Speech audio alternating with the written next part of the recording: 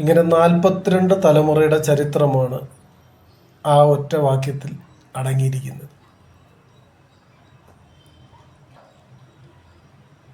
മത്തായി സുവിശേഷം എഴുതുമ്പോൾ ദൈവം പറഞ്ഞ് അത് അതുപോലെ അനുസരിച്ച്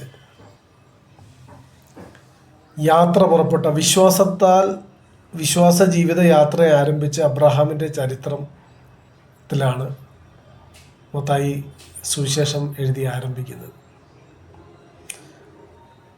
അതിനെക്കുറിച്ച് ഒത്തിരി വിശദീകരണങ്ങൾ പറയാനുണ്ടെങ്കിലും എൻ്റെ വിഷയം അതല്ലാത്തത് കൊണ്ട് ഞാൻ അതിലേക്ക് തിരിയുന്നില്ല. എന്നാൽ ഈ 42 തലമുറയുടെ ചരിത്രം പഠിക്കുമ്പോൾ നമ്മൾ ആരംഭത്തിൽ പഠിക്കേണ്ടത് അബ്രഹാമിൻ്റെ വിളിയാണ്.